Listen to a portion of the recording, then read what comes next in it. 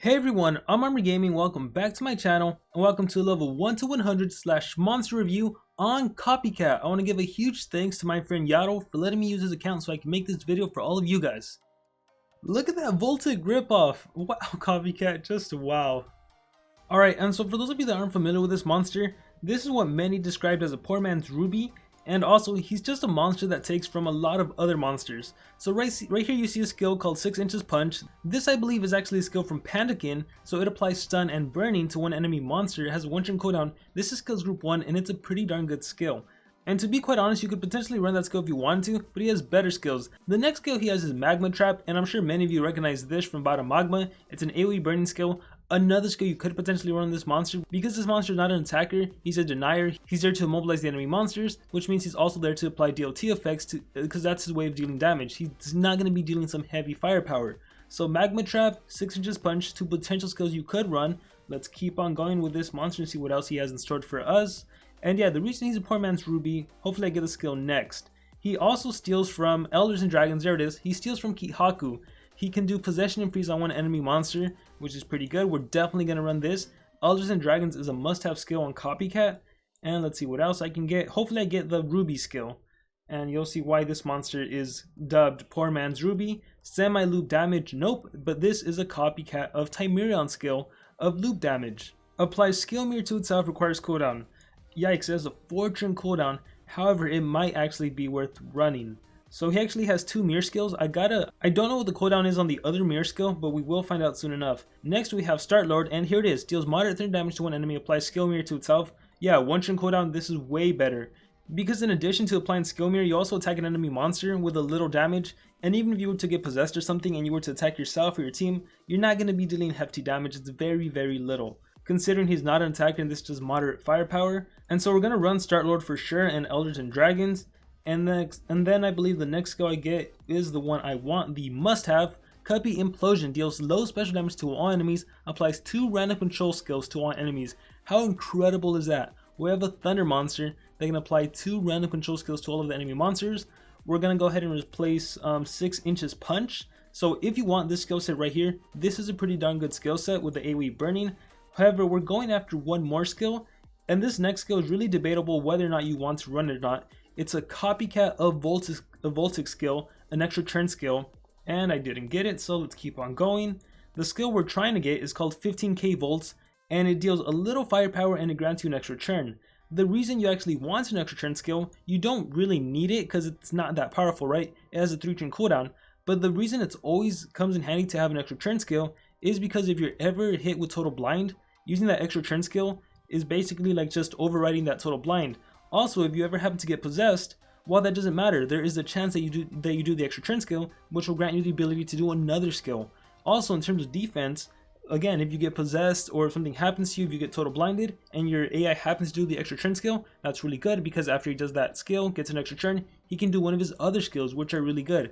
Cuppy Implosion, obviously the skill you want. It'll AoE deny everyone. Elders and Dragons will AoE deny a single target. And Start Lord, that'll apply skill mirror to yourself, so it might prevent the enemy from doing an AoE attack because then you'll reflect it right at them. And so obviously Copycat, he's just a really phenomenal monster to put in offense and on defense. And so in my opinion, this is his best skill set: Cuppy Implosion, 15k volts, Elders and Dragons, Start Lord.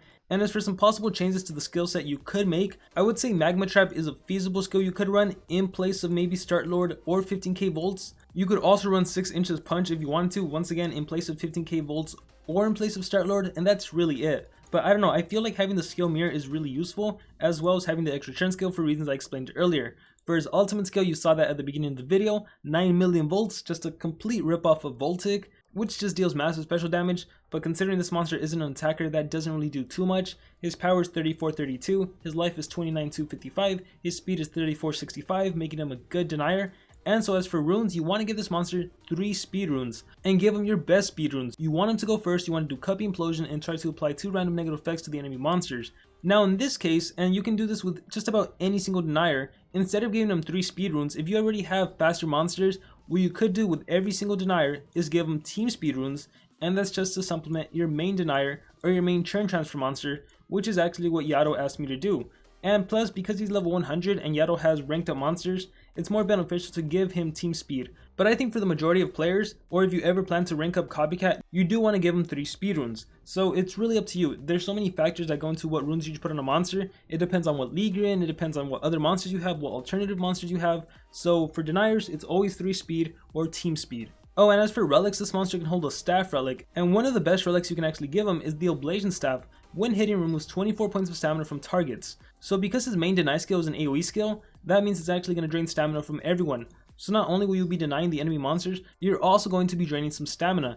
And as for swords, well, that really depends what you have to work with. There are some swords, the golden sword specifically, the ice breaking great sword, if the enemy is frozen or stunned, the wearer of the sword will gain armor, or the golden soul shattering great sword, after hitting if the target is possessed or stunned, stamina will be removed from the affected enemy. So either of those golden swords are good on this monster, considering he has a 2-turn deny. But since Yato doesn't have those golden swords available to use, we're just going to go ahead and give him the ice breaking sword, which will deal some extra points of damage if the enemies happen to get frozen. And with that said, we're just going to go with this team right here, which consists of Copycat, Uriel, and Sammy. As you can see, Sammy is his main monster. He's going to turn transfer into Copycat. Copycat is going to do his denial, and even though we don't have an attacker, I imagine it's going to be pretty easy to win with this team combination. So let's get right into it. And unfortunately, Yato is in a really high league, so the opponents he's facing are really difficult. So for example, facing Ruby, Ruby's going first. Let's just see how this battle plays out. So fortunately, I got possessed. Well, oh darn, I got hit with cooldowns activated. That was like the worst thing that could happen to me. But as you can see, I got possessed with Copycat, and what I didn't mention is that his trait is probably the best trait in the game. He's immune to possession, and he has Hardened, which is a ripoff of Zyron. Zyron is immune to possession, and status effects are 30% less effective. So yeah, Copycat, by having the Hardened trait and immune to possession, that is seriously the best thing. So I'm probably going to lose this battle, but that's fine. That was expected considering I was facing ranked up opponents with level 10 runes. And so we're just going to go ahead and skip to the next battle. Alright, and so we're going to try again, and this time I'm going to use a different team combination. This time I will be bringing an attacker, Mega Man, aka Super Dan, aka War Machine. And so let's go ahead and see how this team does. Okay, let's see, really interesting team combination on the enemy. Let's see, we have a Baba Yaga with team speed, and it's level 100, so that's expected. An attacker with speed and 2 strength, and then for some reason Lamu with team speed and strength. So I'm going to click on fight, and immediately I'm going to turn transfer into Copycat because I need to make sure my Copycat denies. So I'll do Samurai Warrior. Copycat gets an immediate extra turn, has increased accuracy. I can do Implosion, deals low special damage to all enemies, applies 2 control skills, 2 random control skills to all of the enemy monsters. Let's do it. And unfortunately, Baba Yaga did block the possession. However, that doesn't matter. My Relic activated, they lost damage. My Oblation Staff activated, they lost stamina. Awesome. And then their Relics are activating too. Revenge Staff, Avenging Energy Staff, Avenging Energy Staff again. Lots of Relics. Okay, that's fine. So now the 2 enemy monster goes, it goes over to my attacker, and now I can do something strong like Judgment for Awe, or Crush of Hope's AoE Burning. Let's go with that skill. Torture affects everyone now has Burning, and let's see what Copycat can do on his next turn. And unfortunately with my Copycat, I got all of my stamina drained, so I'm just gonna have to simply recharge. As for the enemy, let's see, I can do Pestilence, or I might as well do my ult to try to immobilize him with Stun, and then if the bleed lands, that'll be nice too. And I think it's also Daze, is it not? Bleeding, Stun, no, it's just Bleeding, Stun, that's good. So unfortunately, the stun did not land on Ultrabot. So he does Laser Execution. Maybe he had, maybe he was immune to stun, maybe I missed that. That's fine, Exhausting Mask. Alright, Friendship Shields. Oh, these relic animations, even though they're sped up, they still take their time. Let's go ahead and do, Pestilence. Let's see if I can land that. Poison, Bleeding. Alright, Lamu, will you survive? Probably with a little life. Yeah, 399. Very, very little. Global Gloom. My Copycat has Bleeding. That's fine. And so I'm just going to go ahead and take out Lamu, even though she's like close to dying. Just because I want Copycat to do something on the next turn. So let's see. Last Health Essence. Alright, that's fine. Alright, Copycat, let's see what else you can do. 15k volts. Elders and Dragons, Possession and Freeze. Or Mirror to myself. So let's go 15k volts for a little damage. It missed, that's fine. And then let's just do Elders and Dragons. Or I can do random control skills. But in this case, Elders and Dragons is better. Let's see what I land. Confusion and Freeze. Landed both of them. My shield activates, loses extra HP. I'll go ahead and do Pain, and it's game over. Alright, time for match number 2. We have Crowdson, we have Lord Moltis, we have Violet. Pretty easy team this time around. Nonetheless, we're going to Samurai Warrior into Copycat. Copycat will do his Deny skill. Copy Implosion. Let's see who gets denied. Stun, Stun, and Stun. Perfect. Everyone got denied. That's why Copycat is so amazing. Again, ideally you want to run him 3 speedruns if he's like your fastest denier. However, in this case, just because Yato has a 115 Sammy who can churn transfer, that's why he chose to give team speed to his Copycat, who's level 100. Because a 100 Copycat against ranked up monsters, he's at a disadvantage. So this is a better play. We're going to go ahead and do Crush of Hopes. Everyone gets burned. Or not everyone, because it missed actually. Lord Molted was actually immune to that. Back to my Copycat, I can do 15k just to deal a little bit of extra damage. Not a lot, you know, you mostly want that skill if you have some sort of negative effect, like Total Blind, like Daze. Just something to get rid of something. You know what, I don't really need to waste my Elders and Dragons, so I'm just going to recharge. Back to Sammy, I'm going to set up Pestilence. And then if Super Dan can land his strong AoE, the enemies are as good as dead. So let's just wait for that to happen. So take your damage, 11,206. Might as well deal extra damage with Pain.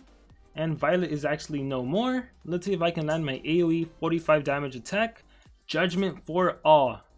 And with Pestilence, bam, 30k damage. That was beautiful. Alright, and so for this next match, I decided to switch things up a bit, bring a Learning in. I just want to win with pure denial and deal T damage, torture status effects from Sammy, from Copycat, from Learning in. So let's go ahead and do it. As you can see, Frostbite is going next, but not if I can intercept with Samurai Warrior to give Copycat an immediate extra turn, and then do Implosion to land the 2 control effects, and it lands stunned, blocked. So didn't land on Krugbo, but that's going to be fine. I don't think Krugbo is really that much of a threat, but just in case he is, I will stun him. So instead of doing Confluent Powers to apply the poison and the burning, I'm just gonna go triple chomp, and now you are stunned, Krugbo. Perfect.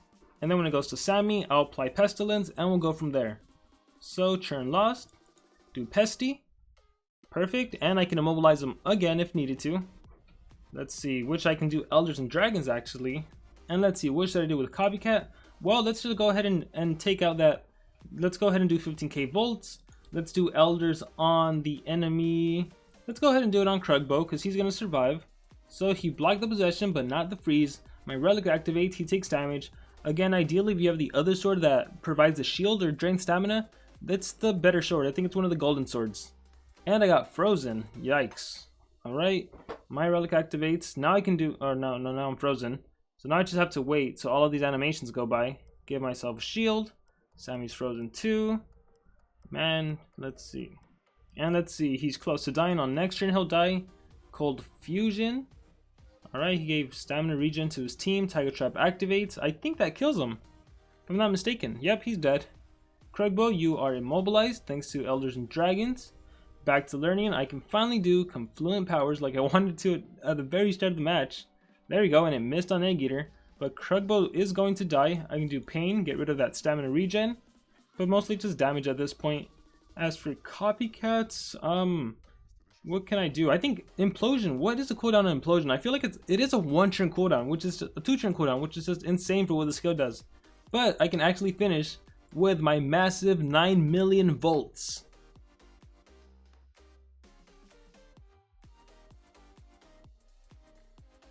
And so this is going to conclude the Copycat video. I hope you guys all enjoyed, and I will see you all next time.